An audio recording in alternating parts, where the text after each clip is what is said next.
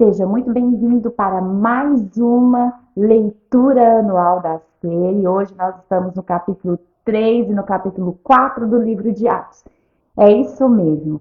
E duas coisas mais importantes que tem nesses dois capítulos são testemunho e coragem.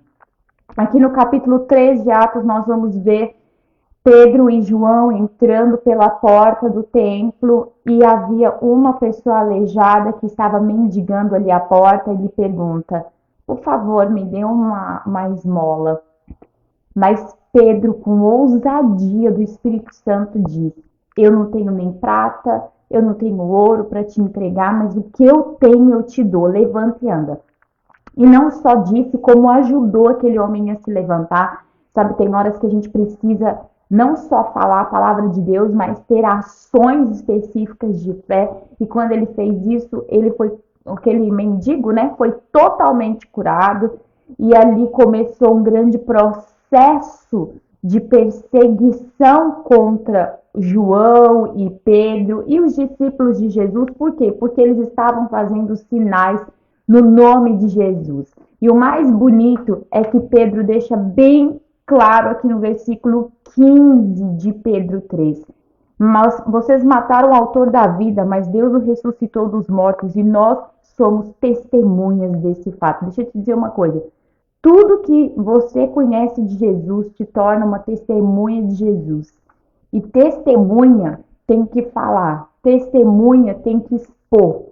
Pedro viu uma oportunidade quando o povo começou a juntar para falar de Jesus, para falar de arrependimento, para falar do que do que tinha acontecido com Jesus. Ele tinha morrido, mas ele tinha ressuscitado. E que tudo que eles estavam fazendo não era por obra deles, mas por causa do nome de Jesus. Nós precisamos despertar isso dentro da nossa vida. Falar de Jesus a todo tempo, todo momento. Ou falar, ou manifestar a glória dele com sinais, prodígios e maravilhas, mas nós temos que testemunhar a presença de Deus, precisa estar na nossa boca. O testemunho do que ele fez tem que estar na nossa boca. Ele morreu, ele ressuscitou e ele fez esse sinal na minha vida e agora ele está fazendo este outro através de mim na sua vida. Muitos cristãos estão vivendo uma fase de sono espiritual. Então, se você está aí parado, eu sou de Jesus, mas eu não falo de Jesus, eu não propago o reino, eu não faço nada para o reino, eu não uso o nome de Jesus em poder e autoridade. Sai desse sono espiritual em nome de Jesus, porque o inferno está destruindo a tua vida, está destruindo a tua essência. Deus te chamou para ser testemunha do poder de Jesus Cristo aqui na terra.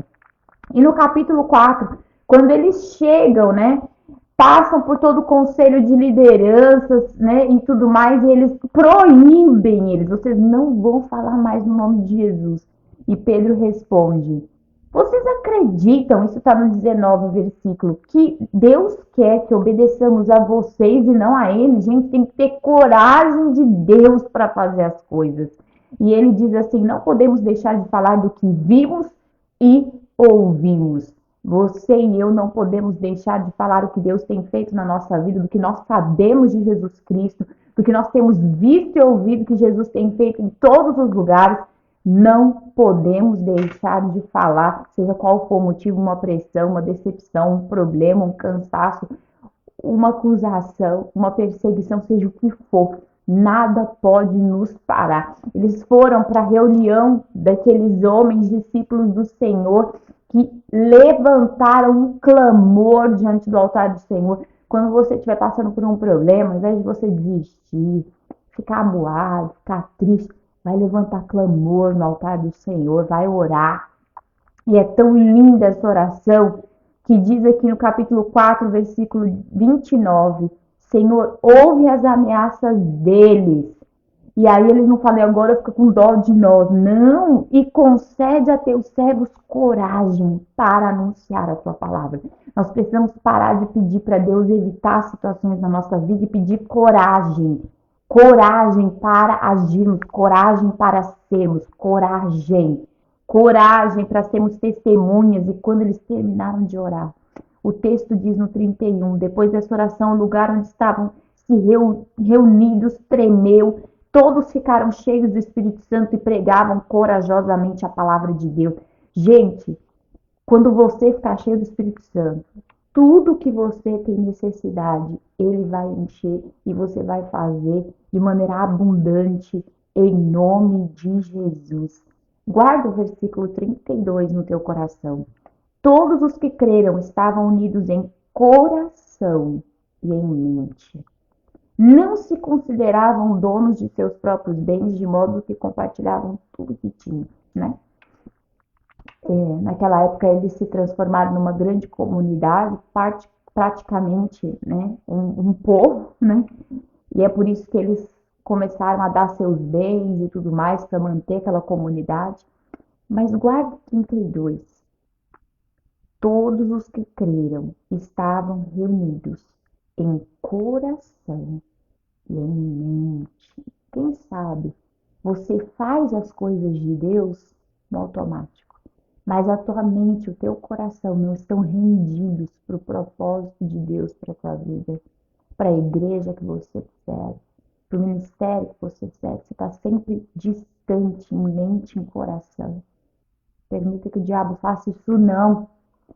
Seja alinhado ao lugar onde Deus determinou para a tua vida. Seja uma bênção, unido em coração e em mente, dentro do propósito. Aí a tua vida vai prosperar. Aí a tua vida vai ter sentido e as coisas de Deus vão acontecer. Hoje a gente termina essa leitura poderosa. Guarda isso. Testemunha. Você é testemunha. Tenha coragem. Em nome de Jesus. Até os próximos capítulos.